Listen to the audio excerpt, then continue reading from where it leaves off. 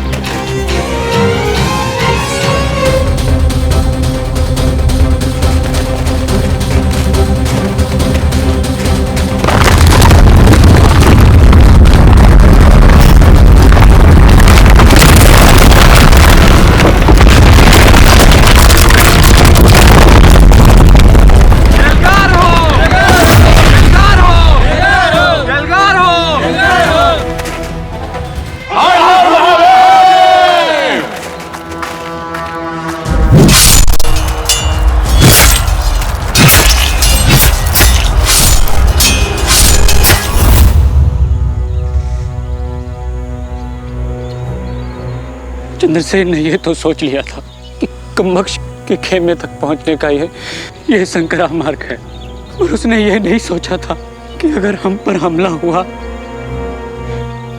तो हम पलट भी नहीं पाएंगे। कमबख्श और उसके सैनिकों ने हमें युद्ध में नहीं हराया बाजी,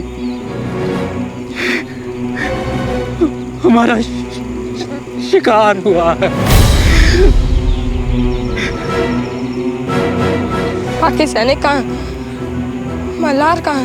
मल्हार और बाकी सैनिकों को कमबख्श ने बंदी बना लिया बाजी। और चंद्रसेन?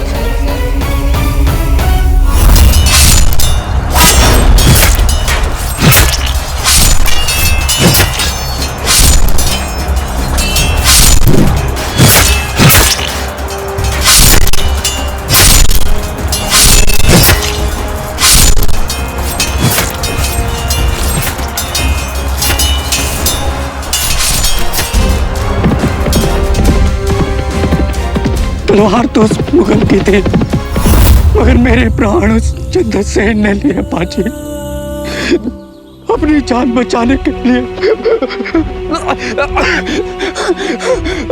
मैं आपको कुछ भी नहीं होने दूंगा प्रभाकर राव, मैं आपको शिविर तक लेकर जाऊंगा। नहीं बाजी नहीं, मार्ग बहुत लंबा है और समय बहुत कम।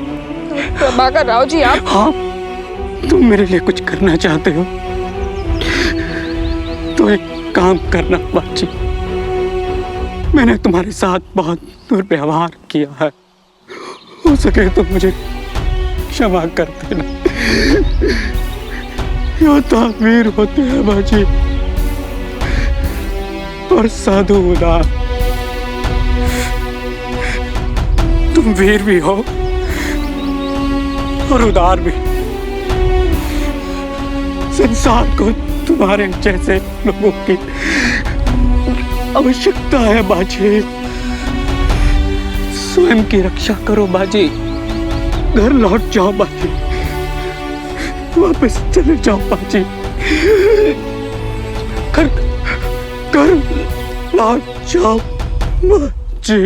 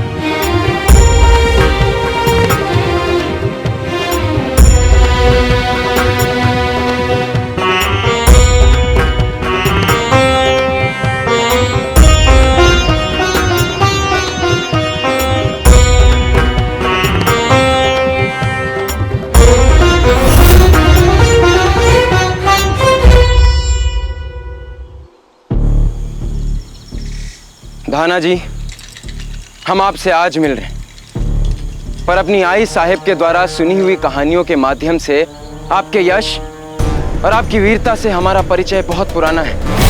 हमारे दादा छत्रपति शिवाजी महाराज को आप पर इतना विश्वास था कि अपनी मृत्यु शैया पर उन्होंने आपको मराठी साम्राज्य के 6 स्तंभों में से एक माना था।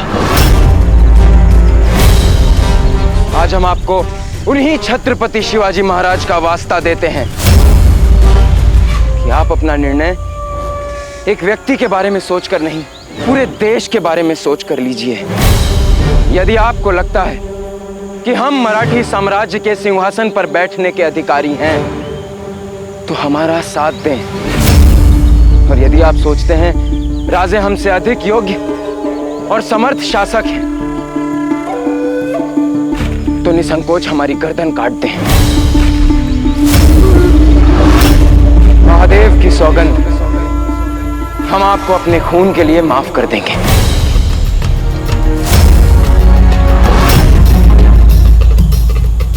हमारे बाद इस सिंहासन पर बैठने का अधिकार हमारे भतीजे शाहू जी का है। हम अपने स्वर्गीय पति की अंतिम इच्छा पूरी करेंगे कि उनके बाद सिंहासन पर उनके बेटे शिवाराजे बैठेंगे। आप ऐसा प्रबंध करेंगे कि शाहू जी सातारा में कभी पांव न रखने पाए।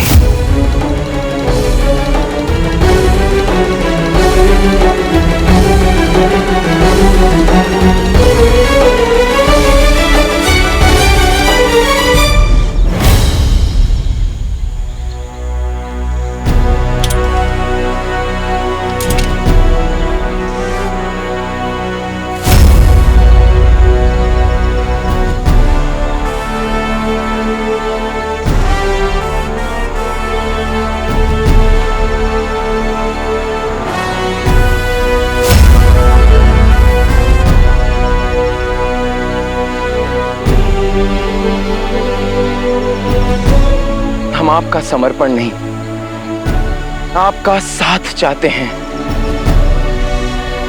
आपका आशीर्वाद चाहते हैं।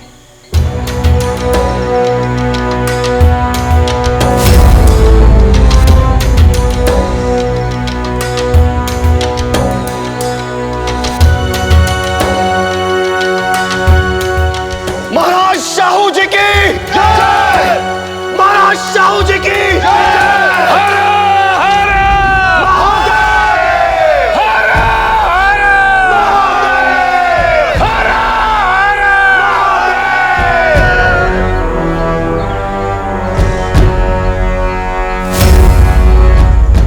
जी,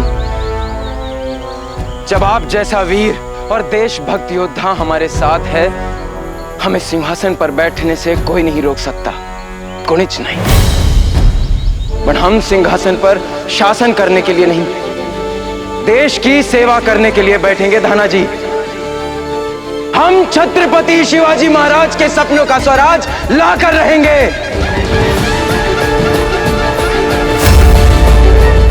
वो स्वराज जो मात्र एक व्यक्ति, एक वंश का नहीं, आपका होगा, आपका होगा, हम सबका होगा। जय भवानी, जय शिवाजी, जय भवानी, जय शिवाजी, जय भवानी, जय शिवाजी। बाबा,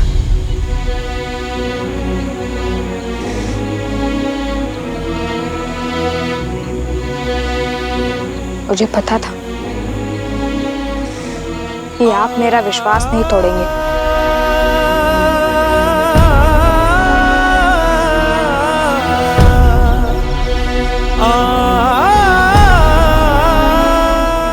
हम ये निर्णय तुम्हारे कारण ले पाए हैं बाजी।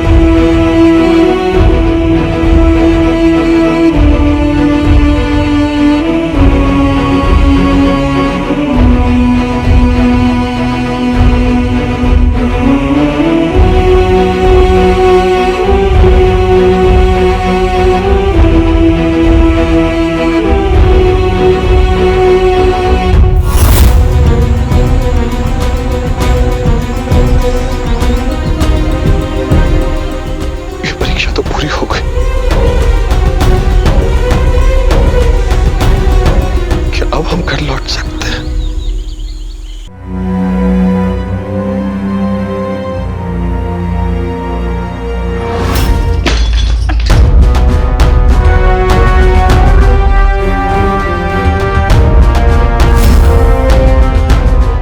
भाऊ,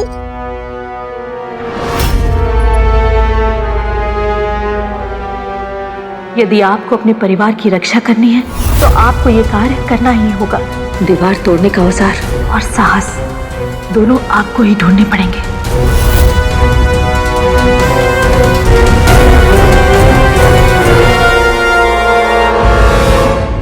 हाय हाय।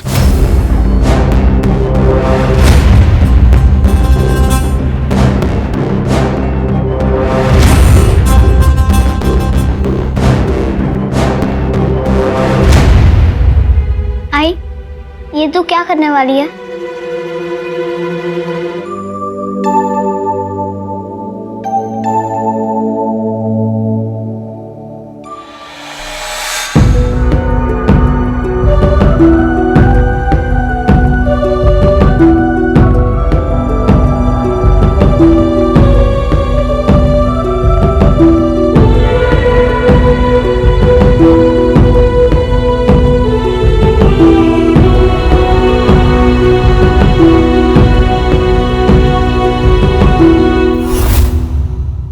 घर लौटने की तैयारी।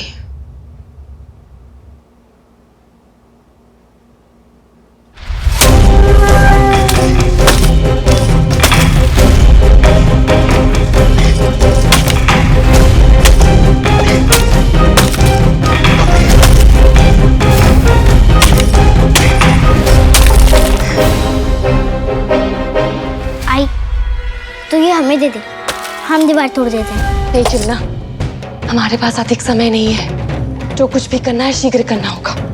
आई, जो तू कर रही है सही कर रही है ना? यदि हम पकड़े जाएंगे तो?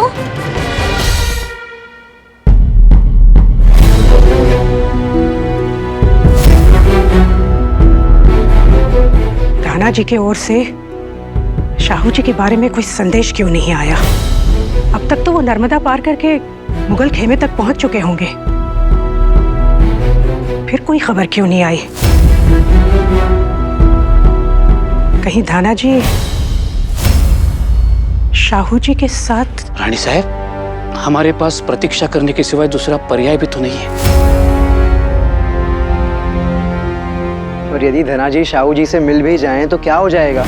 धनाजी कभी महान योद्धा रहे होंगे, पर अब तो मात्र एक थके वृद्ध व्यक्ति हैं आई साहब, जिसे कुछ समय में स्वयं चलने के लिए सहारा लेना पड़े, वो किसी को क्या सहारा देगा?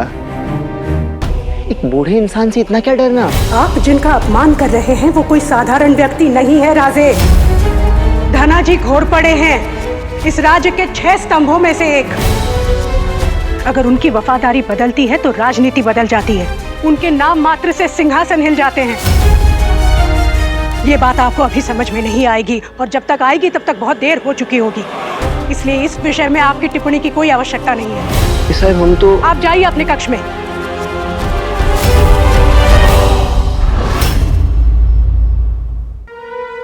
तुम्हारे बाबा ने कोई सूचना नहीं भेजी है, पर मेरा मन जानता है वो शाहू जी का विरोध कभी नहीं करेंगे, उन पर कभी वार नहीं करेंगे।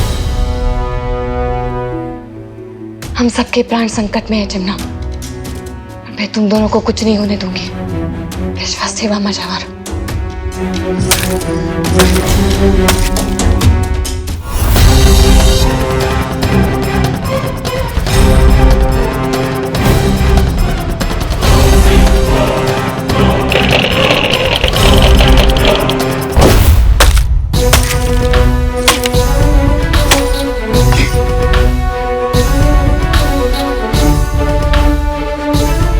आप जानते हैं हमारे प्रतीक्षा का समय समाप्त होने वाला है। बहुत शीघ्र ही हम स्वतंत्र होने वाले हैं, और स्वतंत्र होते ही हम सीधे जाकर शाहू जी के साथ संधि कर लेंगे, और फिर राजे और तारा रानी साहिब को हराने में उनकी सहायता करेंगे।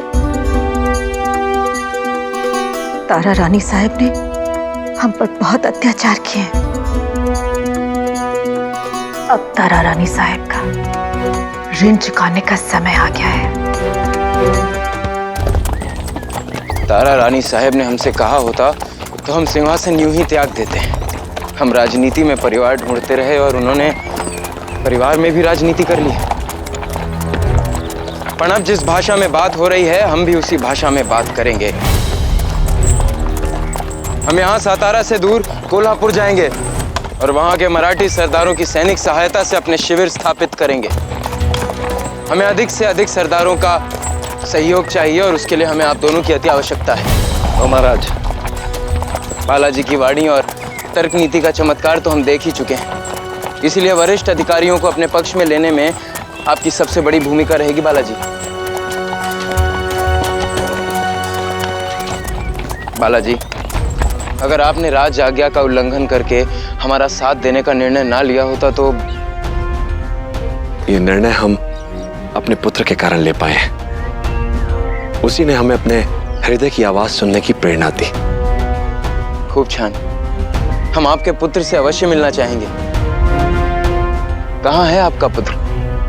उठे आए तो।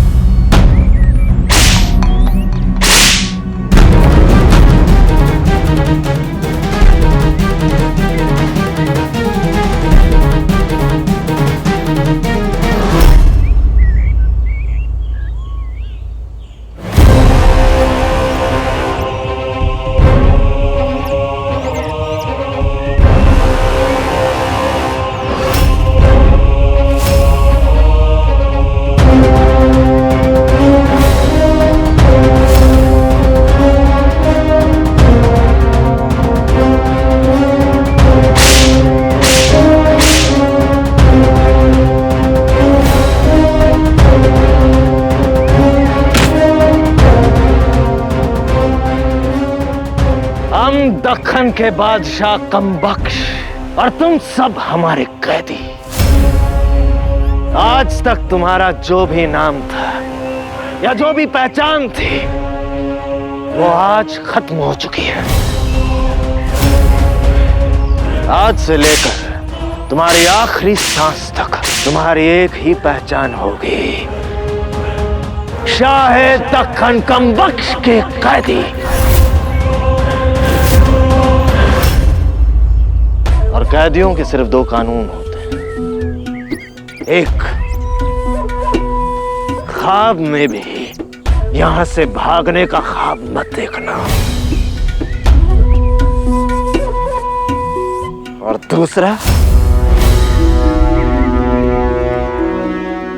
कानून, पहला कानून कभी मत भूलना।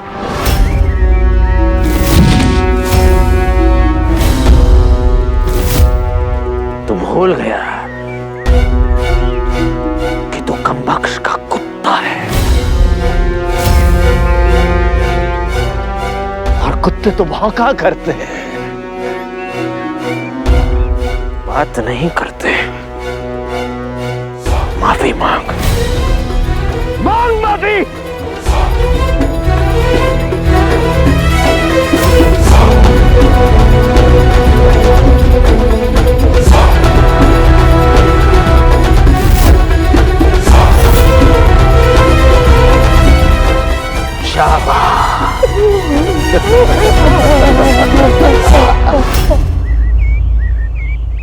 संसार को तुम्हारे जैसे लोगों की आवश्यकता है बाजी।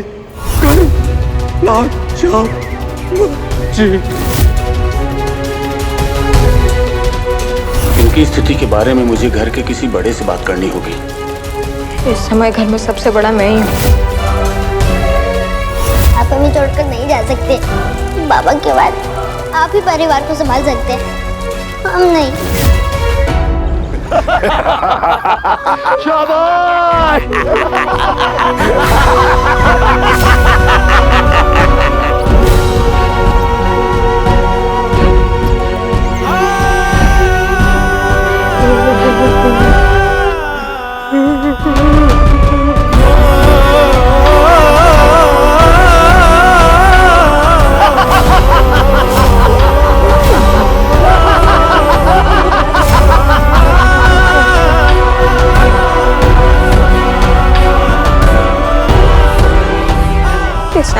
मेरा परिवार है।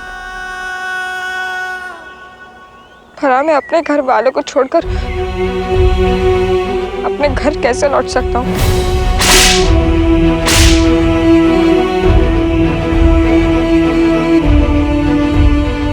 मैं जानता हूँ महादेव, मेरे पास अपनी आई, अपने भाई बहन, अपने बाबा के पास लौटने का यही एक मौका है। और मैं अपने साथियों को छोड़कर भागूंगा नहीं। मैं मातृभूमि और उनके बेटों की रक्षा करने जा रहा हूँ महादेव। अब मेरी आई और मेरे परिवार दोनों की रक्षा करना आपकी जिम्मेदारी है।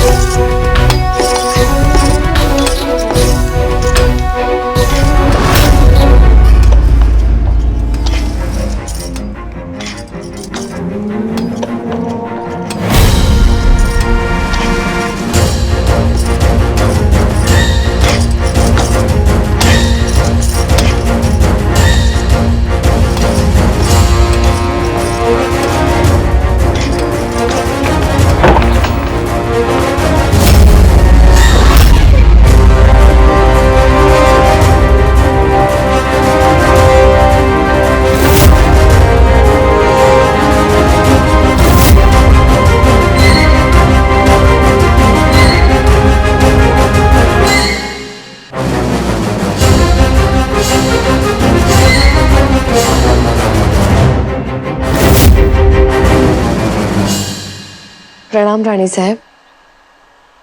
आपने आने का कष्ट क्यों किया? मुझे बुला लेती। हमारे यहाँ आने में आपको कोई आपत्ति है? रानी साहब, आपका आना तो अहोभाग्य है और आप तो जहाँ चाहे आ जा सकती हैं। अपने ही तो घर में है। अभागी तो हम हैं जो हमारे घर नहीं लौट पा रहे। जो अपने भाग्य को कोसते हैं राधा भाई, भाग्य उनको कोसता रहता है। मैं अपने भाग्य को नहीं कोस रही, बस उसे बदलने की आशा कर रही हूँ। स्थितियां आशाओं से नहीं, प्रयास से बदलती हैं। आपकी प्रेरणा से प्रयास करने का साहस भी आ जाएगा। आपसे बहुत कुछ सीखा है, सीखना बाकी है। आपको देख के ही तो समझ में आया है कि असली चरित्र विपत्ति काल में ही सामने आता है। हमने यहाँ पर अभी कोई आवाजें सुनी थी। जैसे ही हम पहुंचे वो आवाज बंद हो गई। क्या हो रहा था यहाँ पर?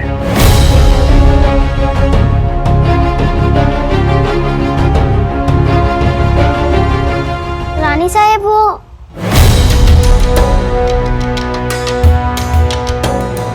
वो हम अपने गुड़िया के लिए सिंहासन बना रहे थे।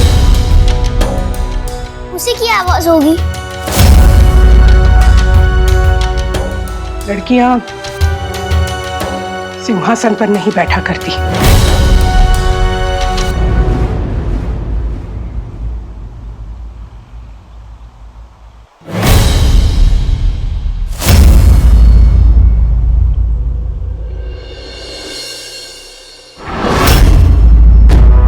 शाबाश बजर खान, क्या खुशखबरी ला कर दी है। जाइए। आखिर शाहू जी पर नजर रखना काम आ ही गया। वो कैसे? सिर्फ बालाजी की वफादारी इधर से उधर नहीं हुई, दक्खन की पूरी सियासत इधर से उधर हो गई है। मराठी कहते हैं ना कि हमारे सर कट सकते हैं पर झुक नहीं सकते। अब देखना, सर कटेंगे भी और झुकेंगे भी। तारा रानी साहब, अब आपका सर झुकेगा और बालाजी और उसके घर वालों के सर कटेंगे। मजा आएगा। कौन है तू? किधर जा रहा है? वो मैं बादशाह खम्बख्श के सामने जाना चाहता हूँ। तो तू हुजूर की खिदमत में पेश होना चाहता है। क्या करेगा वहां जाकर? चुटकुले सुनाऊंगा। चुटकुला सुनाएगा?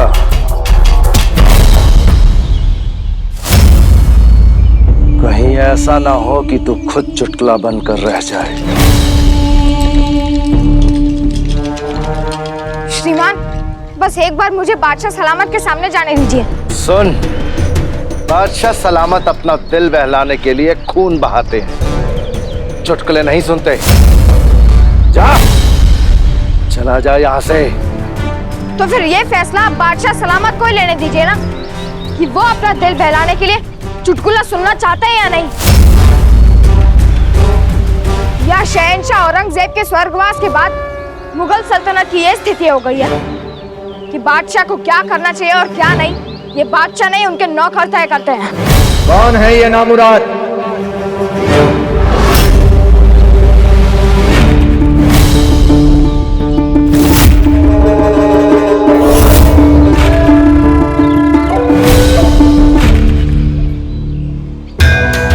सब कुछ गलत हो रहा है राजे।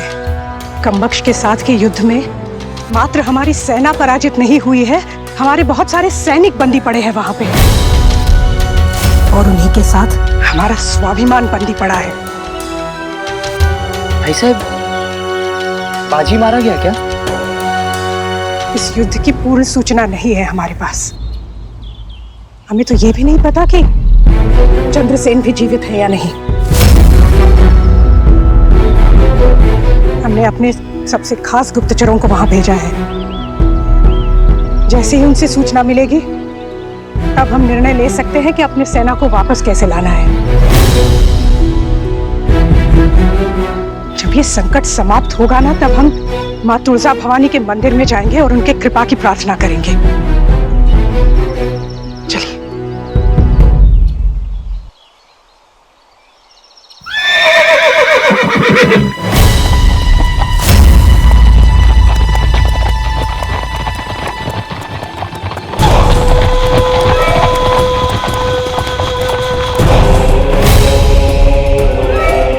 ऊपर वाला दुआ कबूल कर ले तो समझिए आपका यकीन बढ़ा रहा है। दुआ कबूल ना करे तो आपका सब्र बढ़ा रहा है, और दुआ अनसुनी कर दे तो समझिए ऊपर वाले ने दुआ का जवाब दे दिया, पर आपको समझ नहीं आया।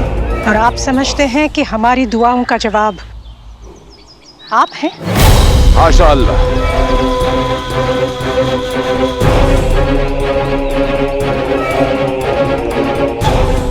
आप बहादुर भी हैं और अक्लमंद भी। उम्मीद है आपकी अक्लमंदी हमारी तजवीज को सुनेगी भी और मानेगी भी। जो सूरमा 4000 फौज के साथ 40 से हार चुका हो, वो हमें क्या सलाह दे सकता है? हम तो सिर्फ बाजी हारे थे, आप तो पूरा खेल हारने जा रही हैं रानी साहब। आपका सबसे तेज प्यादा बालाजी अभी बिसात में तो है, पर अब चाल आपकी तरफ से नहीं, शाहू जी की तरफ से चल रहा है। बालाजी अकेला शाहू जी की तरफ नहीं गया, प्यादा अपने साथ वजीर को भी ले गया है। दाना जी? जी हाँ, आपका वफादार दाना जी और उनका वफादार बालाजी दोनों गद्दारी कर गए। शाहू जी अब खैरियत में है और लंबकिनी के रास्ते में है। कोल्हापुर? जी हाँ, उनका रास्ता जरूर लंबकिनी से निकलता है, पर उनकी आखिरी मंजिल सतारा का तख्त ही है।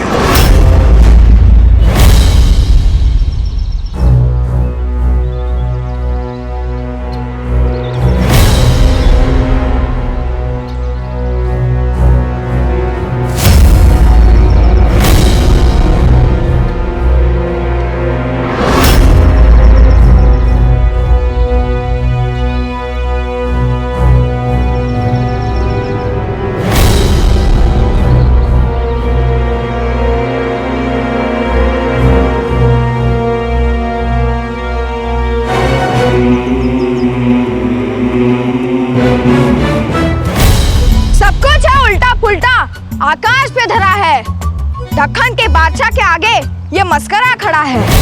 हंसी को इस नगर का रास्ता दिखाने आया हूँ बहुत दूर से मैं, एक चुटकुला सुनाने।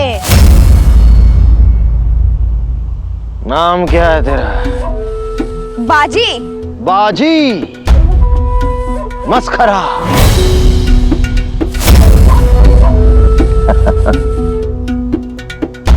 तू मस्खरा है तो लगता क्यों नहीं?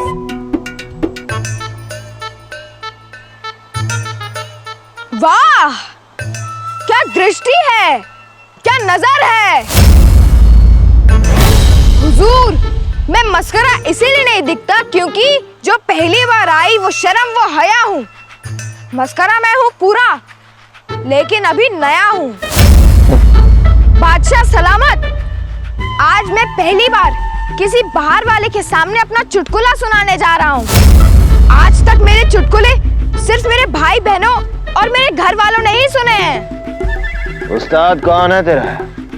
मेरी आई। और तेरी माँ ने तुझे आज तक सिखाया नहीं क्या कि बादशाहों के सामने जब खड़े होते हैं तो झुककर सलाम करते हैं?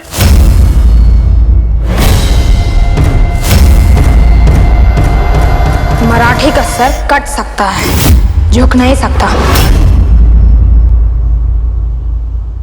ये सूचना देकर आपने हमें प्रसन्नता दी है,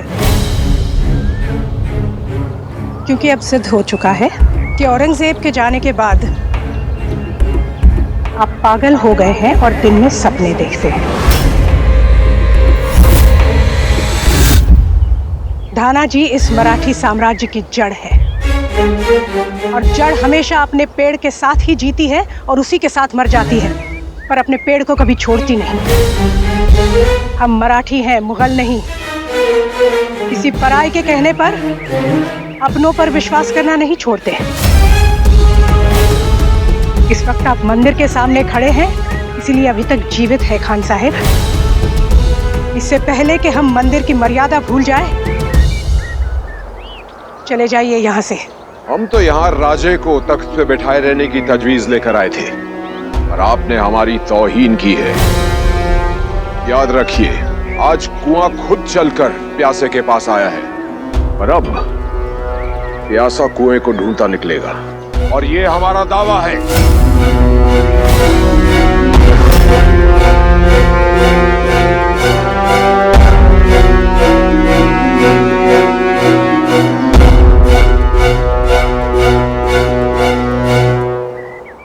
बालाजी, आप हमें कैसी दुविधा में फंसा रहे हैं? सिंहासन पर कौन बैठने योग्य है, कौन नहीं, इसका निर्णय लेने वाले हम कौन होते हैं? राजा सरदारों के भाग्य का निर्णय लिया करते हैं, सरदार राजाओं के भाग्य का निर्णय नहीं लिया करते। ये आपत्ति काल है श्रीपतराव जी, और ऐसे काल में मर्यादा कभी कभी भूलनी भी पड़ती है। पर तारा रानी साहब ने मराठी स्वराज के लिए बहुत बलिदान दिए हैं। तारा रानी साहब और उनके बलिदान का सम्मान हम भी करते हैं, धनाजी भी और शाहू जी भी। रानी साहब ने इस देश के लिए जो कुछ सहा है, जो कुछ किया है, उस पर प्रश्न उठाना सूरज को दिया दिखाने जैसा है। पर औरंगजेब की मृत्यु हो चुकी है। अब हमारा एक शत्रु नहीं है, 3 शत्रु हैं, मुआजम, आजम और कमबख्श, और ये तीनों मराठी सिंहासन पर बैठने वाले पर वार करेंगे, सिंहासन के पीछे शासन चलाने वाले पर नहीं। हमें रानी साहब की क्षमताओं पर कोई संदेह नहीं, पर राजे की अक्षमताओं पर पूर्ण विश्वास है। ये आप भी जानते हैं श्रीपतराव जी कि राजे इन शत्रुओं से देश की तो क्या, स्वयं अपनी रक्षा करने के लिए भी सक्षम नहीं है।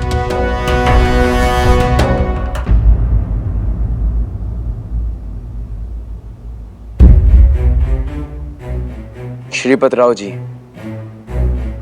आप हमारी सहायता करें ताकि हम आपकी सहायता कर पाएं।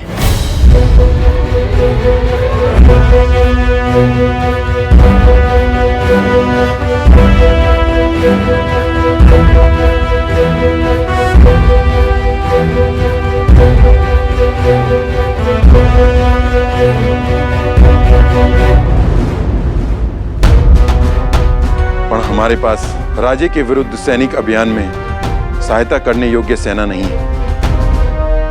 हम मात्र आपको रहने का स्थान दे सकते हैं और कुछ नहीं। ठीक है, आप बस अधिक से अधिक मराठी सरदारों को एकत्रित करें।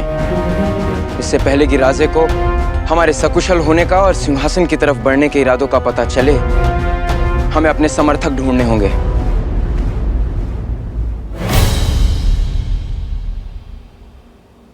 राधा भाई, यदि हम सब एक साथ यहाँ से बाहर निकलेंगे तो पहरेदारों का ध्यान हम पर जाएगा। इसलिए पहले हम अपने पुत्र शंभू राजे के साथ जाते हैं, उसके बाद आप अपने बच्चों के साथ आइएगा।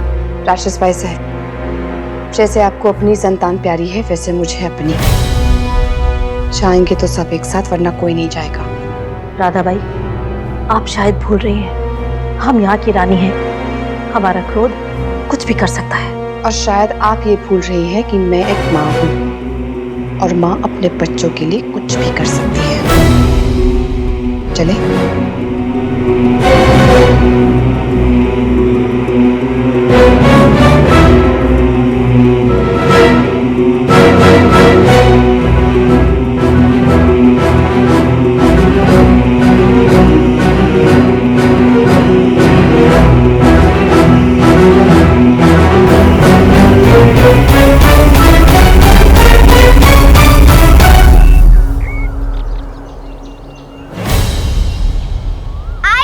हाँ,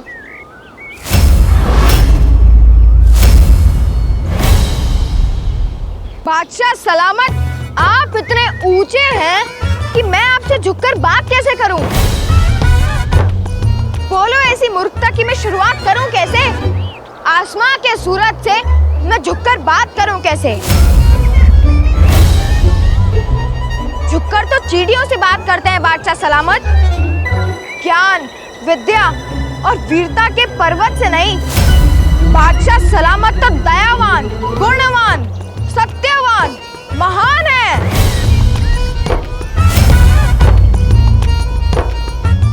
ये बाजी को हो क्या गया है? मुगलों के तलवे चाटने के लिए वो चंद्रसेन क्या कम था कि अब ये भी शुरू हो गया? बादशाह सलामत, हो सकता है सुनने वाले ये सोच रहे हो कि ये मस्करा आपकी चापलूसी कर रहा है, पर ऐसा है नहीं, क्योंकि मस्करा मक्खन सिर्फ रोटी पर लगाता है, बादशाहों पर नहीं।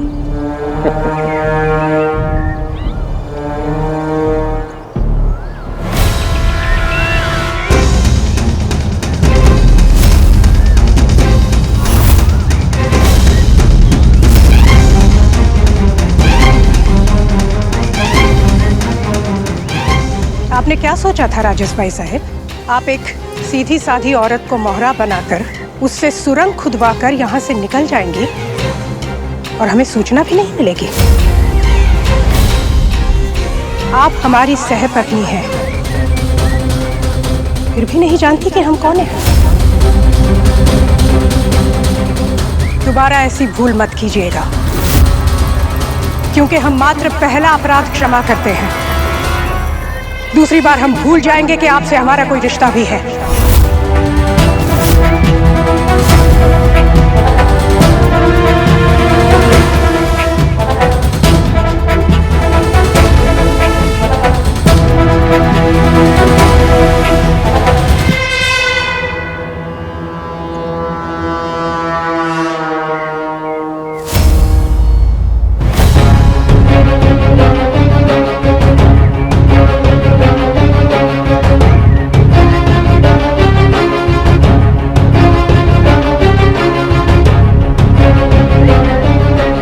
आपने ऐसा क्यों किया राधा भाई? आपको लगा कि आप अपने पल्लू पर महल का नक्शा बना के घूमती रहेंगी और हमें पता नहीं चलेगा?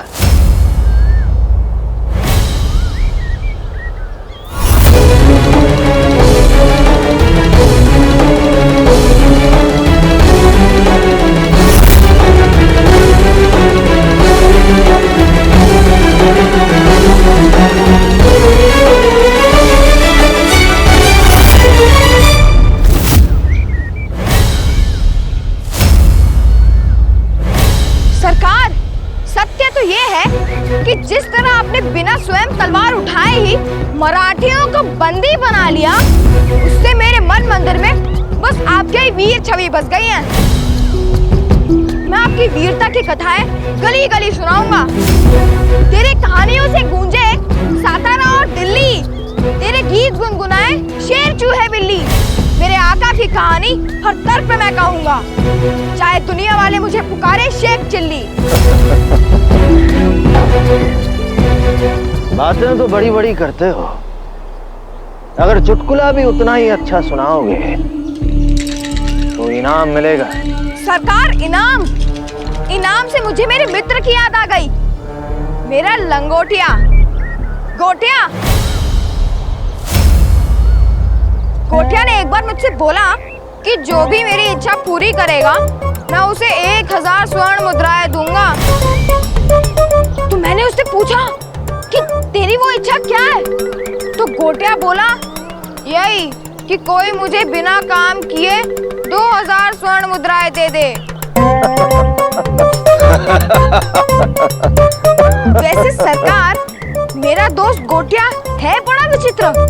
एक बार वो पेड़ के नीचे बैठा हुआ था, तो मैंने उससे पूछा, एक गोटिया क्या सोच रहा है? तो गोटिया बोला, सोच रहा हूँ कि एक बार आगरा जाकर ताजमहल देखाऊं, कितना खर्चा आएगा? तो मैंने बोला, कुछ भी नहीं। कुछ भी नहीं? ऐसे कैसे? हुजूर, खर्चा जाने में होता है, सोचने में नहीं। हाँ?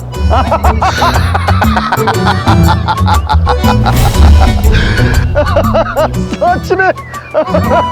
वैसे सोच भी बड़ी अद्भुत चीज है श्रीमान। एक बार एक अंधे मराठी ने मुगल सेना में भर्ती होने की बात सोची। अच्छा। तो मुगल सरदार ने पूछा, तुम तो अंधे हो, तो तुम फौज में क्या करोगे?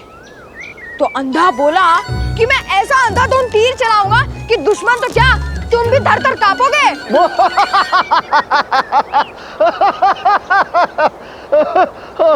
और मल्हार, बाजी जो चुटकुले सुनाकर आखिर करना क्या चाहता है? बाजी की बुद्धि में कब क्या आ जाए ये कौन कह सकता है।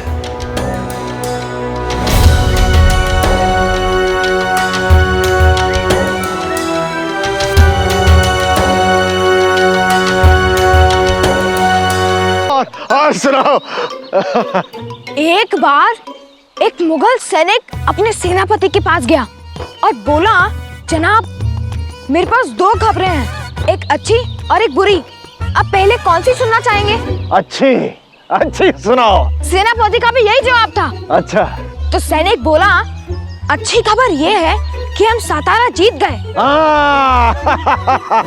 और फिर सेनापति बहुत प्रसन्न हुआ और बोला, बुरी खबर क्या है? तो सैनिक बोला, बुरी खबर ये है कि अच्छी खबर झूठ थी।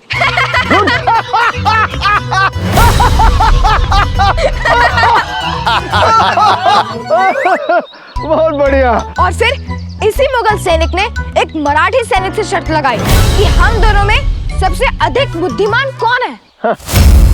दोनों में बहुत देर तक तू मैं चली। फिर क्या हुआ? फिर मराठी ने अपनी बुद्धि चलाई।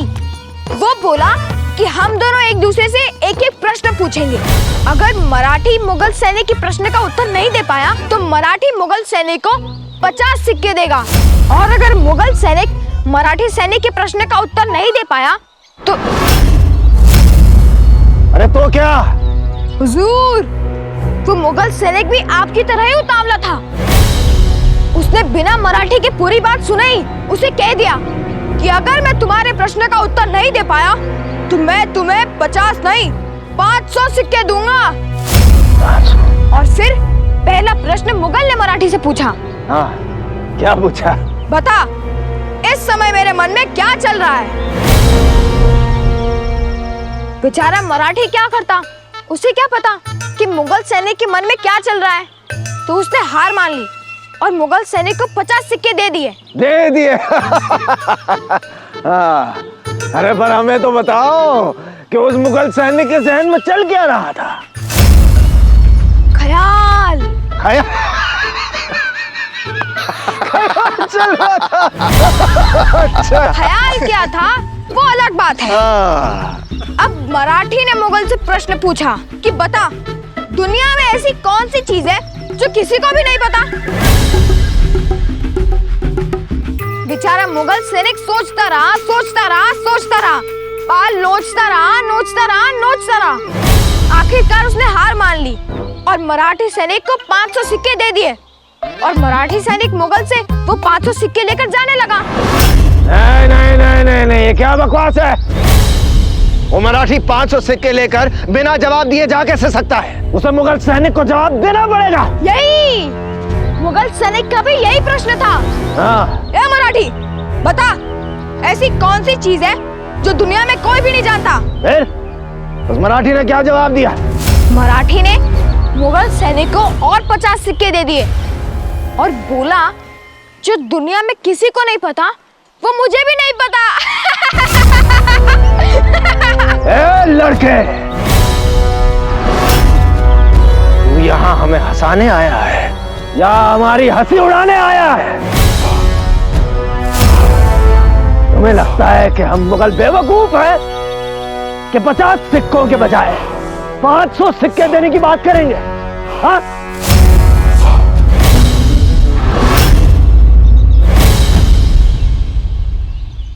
रानी साहब, मैंने जो कुछ भी किया अपने बच्चों के प्राण बचाने के लिए किया। अपनी संतान की रक्षा करना कोई अपराध नहीं होता। हमें रक्त बहाने में कोई संकोच नहीं होता राधाबाई, पर महादेव जानते हैं कि तारा रानी की तलवार को न कभी किसी निर्दोष का रक्त लगा है और न लगेगा। हमारे महल में एक स्त्री और उसके बच्चों का रक्त नहीं बहेगा। हमने बालाजी को वचन दिया था कि जब तक वो वापस लौटकर नहीं आते, उनके परिवार की सुरक्षा हमारी जिम्मेदारी है और हम अपना वचन कभी नहीं तोड़ते। आप हमारे महल में सुरक्षित हैं और हाँ, हम जो भी कर रहे हैं हमारे पुत्र के लिए कर रहे हैं। आप ही ने कहा ना कि अपने पुत्र की रक्षा करना अपराध नहीं है। संतान की रक्षा करना अपराध नहीं है, गलत भी नहीं है। उसके लिए बड़े बड़े सपने देखना भी गलत नहीं है, पर अपने सपनों का भार अपने संतान के कंधों पर डालना चुकीचं आहे राणी साहेब। आपने अपने बच्चों के लिए कभी सपने नहीं देखे? देखे हैं, कई सारे सपने देखे हैं, पर अपने सपनों का भार संतान के कंधों पर डालने से पहले उन कंधों को मजबूत बनाना पड़ता है रानी साहब। मला क्षमा करा रानी साहब, पर राजे के कंधे आपकी आशाओं के लिए अभी भी मजबूत नहीं है।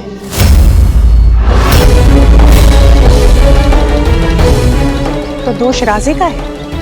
पर दोष राजे का नहीं, आपके सपनों का है, आपकी परवरिश का है।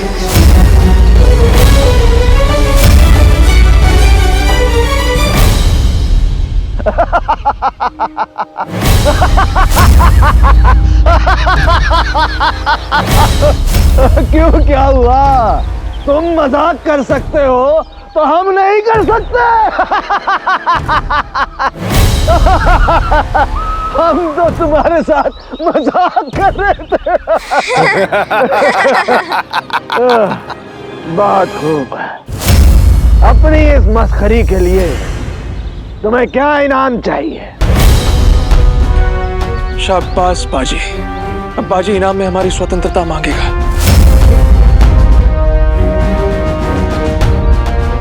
ना सोना चाहिए, ना चांदी चाहिए, ना घर चाहिए। इस मस्करे को तो बस एक अवसर चाहिए। अवसर यानी मौका। किस बात का मौका? रोज हुजूर का दिल बहलाने का मौका और अपना सर छुपाने का ठिकाना। या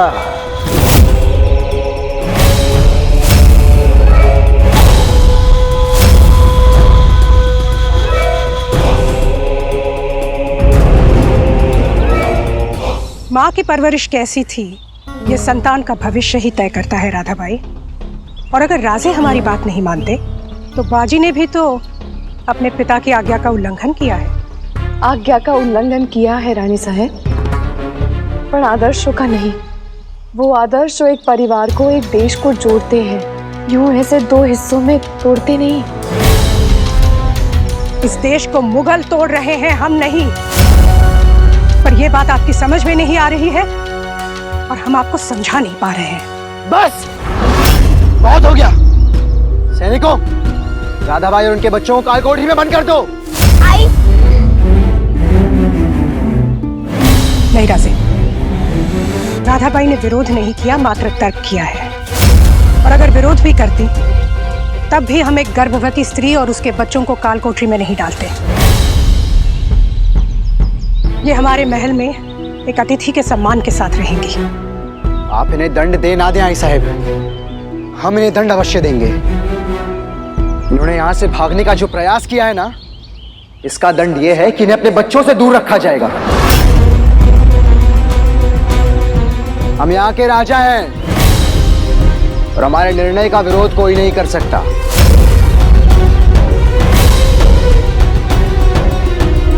और यदि ये सूचना सच निकली कि बालाजी ने हमारे विरुद्ध शाहू जी का साथ दिया है ना, तो परिणाम बहुत भयानक होगा राधाबाई।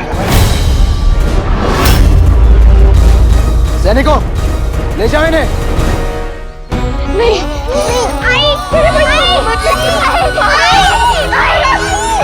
नहीं, चिन्ना,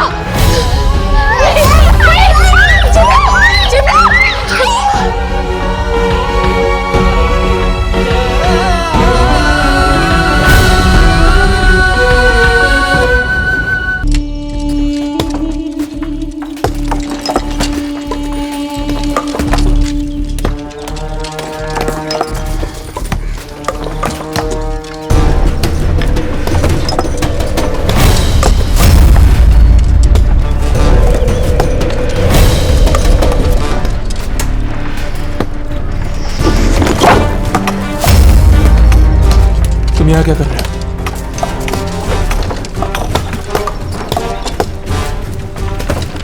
तुम्हारे पास लौट जाने का अवसर था बाजी।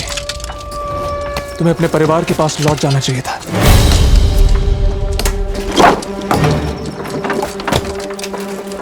और लौटकर अपने परिवार से क्या कहता मल्हार? कि मैं अपने साथियों को, अपने मित्रों को छोड़कर भाग आया? मैं ऐसा नहीं कर सकता हूँ मल्हार। आजकल तुम क्या कर सकते हो और क्या नहीं, ये मैं भी नहीं समझ पाता। मल्हार, मैंने तुम्हें स्वयं पर क्रोध करने का कारण भी दिया और अधिकार भी। ये सब मैंने बस तुम्हें चंद्रसेन के अत्याचार से बचाने के लिए किया। तुम मेरे लिए मेरे मित्र से भी बढ़कर हो मल्हार। तुम मेरे भाई हो और मैं अपने जीते जी अपने परिवार पर आज भी नहीं आने दूंगा। बाजी, मुझे क्षमा कर। तुम भी मूर्ख हो मल्हार, मित्र से क्षमा नहीं मांगते।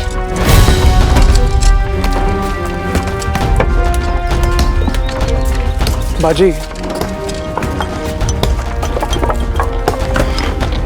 एक बात बता, जब कम्बक्ष ने तुमसे इनाम मांगने को कहा तो तुमने हमारी स्वतंत्रता क्यों नहीं मांगी?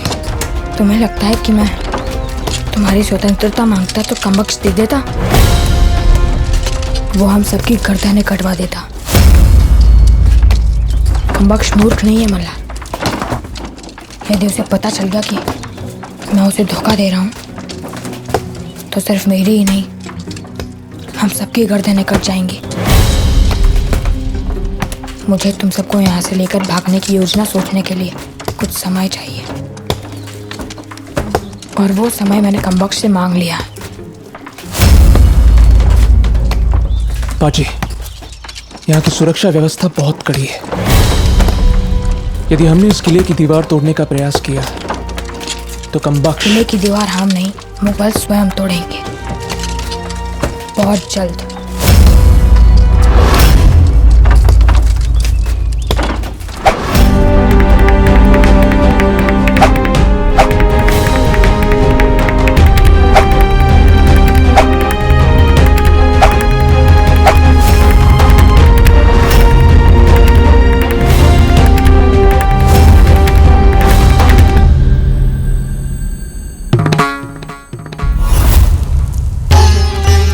धना जी बड़े नाजुक हाथों में लगाम दे रहे हैं। अब तो इस साम्राज्य का भगवान ही मालिक है।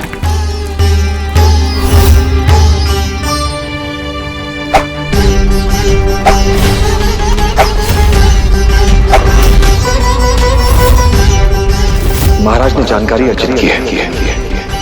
ज्ञान नहीं। यदि गुड़ी पाड़वा में आप सरदारों के आगे अयोग्य सिद्ध हुए तो जीवन भर ये कलंक आपके साथ रहेगा।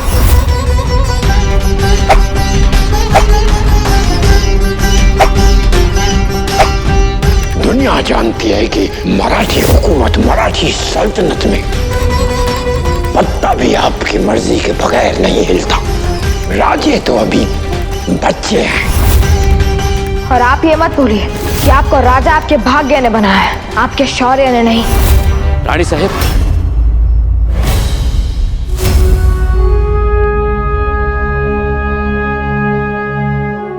सूचना पक्की है।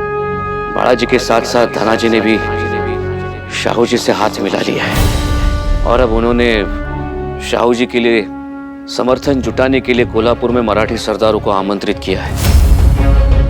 भाई साहब, अब क्या होगा? अब तो धनाजी भी शाहू जी के साथ मिल गए। अब आप क्या करेंगी? आग लगी है, बुझानी तो पड़ेगी। विद्रोह की आग बालाजी ने जलाई है। बालाजी को बंदी बनाकर हमारे सामने ले आइए।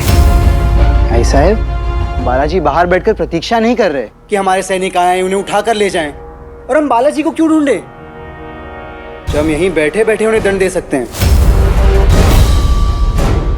कैसा दंड? बालाजी की पत्नी और परिवार को मृत्यु दंड दे दीजिए।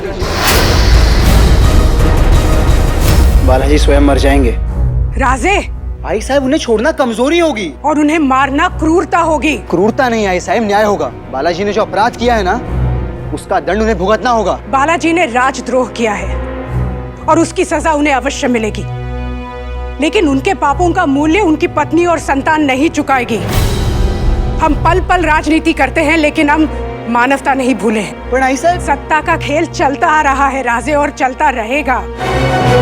सिंहासन बदलते रहेंगे, पर मानवता एक बार खो गई ना तो अब राजा है, राक्षस नहीं। इसलिए स्मरण रहे कि जब तक हम सिंहासन पर आपकी स्थिति सुदृढ़ नहीं कर देते, तब तक हमारी आज्ञा के बिना एक कदम नहीं उठाएंगे आप।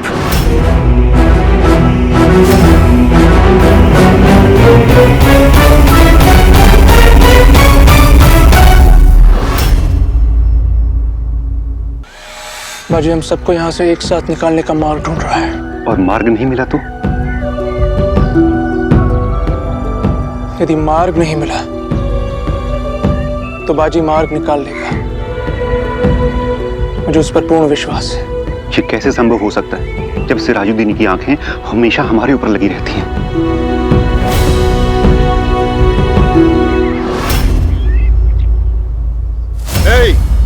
किधर जा रहा है तू?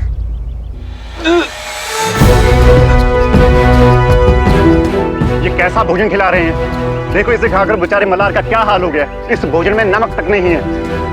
जो मिल रहा है चुपचाप खा ले, वरना तेरा भी हाल इस मुजरिम जैसा हो जाएगा। इसकी जुबान भी नमक चाहिए का बहुत शोर करती थी। एक दिन सिराजुद्दीन साहब ने इसे इतना काला नमक खिला दिया कि इस कमबख्त की जुबान जल गई। हम अपराधी नहीं हैं, युद्धबंदी हैं। हमें सम्मान मिलना चाहिए। हम ये भोजन नहीं करेंगे। नहीं करेंगे, नहीं करेंगे।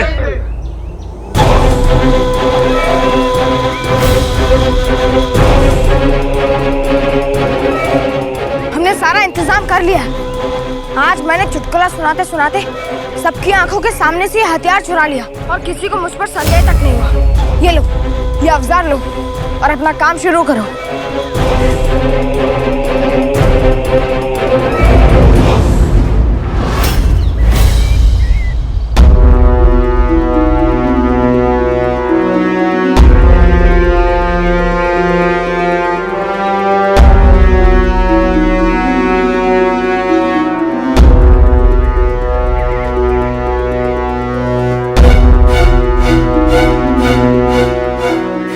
तो यहीं से आ रही थी।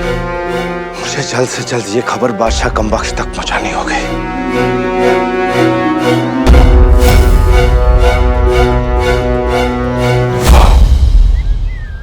तुमने ऐसा क्यों किया बाजी? थोड़ी देर में सब कुछ समझ जाओगे। आई साहब हमें अभी बालक ही समझती है, हमेशा नाराज रहती है कि हम कुछ नहीं करते, पर जब भी हम कुछ करना चाहे हमारे हाथ बांध देती हैं। राजा हैं हम, पर हमारा सम्मान तक नहीं करती, राजा का सम्मान नहीं करती। पंत जी, ये सिंहासन हमारा है और हम तय करेंगे इसकी रक्षा कैसे करनी है। महाराज, रानी साहब भी बालाजी और धनाजी की गद्दारी से बहुत परेशान है, पर धनाजी के इस मराठी साम्राज्य से पुराने संबंध जिनको भूलकर जल्दबाजी में कोई निर्णय नहीं लिया जा सकता। रानी साहब को थोड़ा समय दीजिए। पंत जी, हमारे पास समय नहीं है। वहां शाहू जी मराठी सरदारों से मिल रहे हैं, और यदि उन्होंने समर्थन जुटा लिया ना तो हम कुछ नहीं कर पाएंगे। महाराज पंत जी, आपकी स्वामी भक्ति किसके साथ है? आई साहब के साथ या हमारे साथ? महाराज, हम तो इस सिंहासन के सेवक हैं। इस सिंहासन को सुरक्षित रखने के लिए हमसे जो बन पड़ेगा हम करेंगे। हमें आपसे यही आशा थी पंत जी। तो आपको हमारा एक संदेश पहुंचाना होगा, आणि लक्षात ठेवा, संदेश पहुंचने तक आई साहब को भनक तक नहीं लगनी चाहिए। समझ लगा?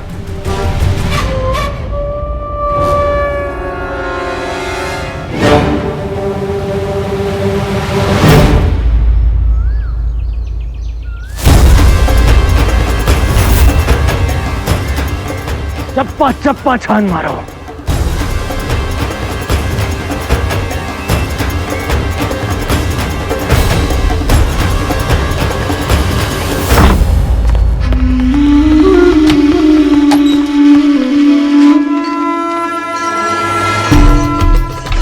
क्या ढूंढते हो? हंसूंगा, हंसाऊंगा, गाऊंगा, गुनगुनाऊंगा। खाली हाथ आया था, खाली हाथ जाऊंगा।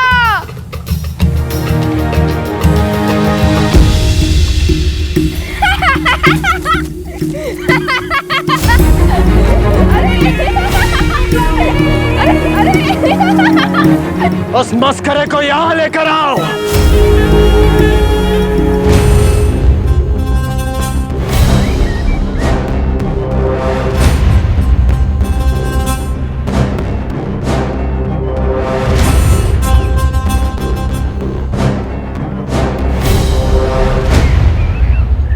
बादशाह सलामत।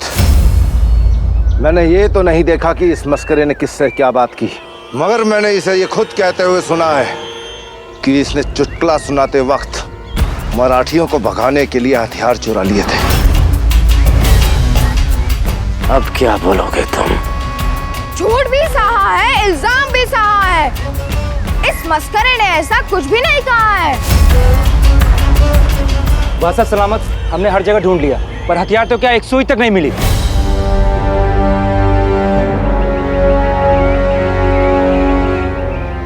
मेरा यकीन कीजिए हुजूर, मैंने इस मस्करे को खुद कहते हुए सुना था कि ये लोग हमें चकमा देके भाग जाएंगे। ये झूठ बोल रहा है हुजूर।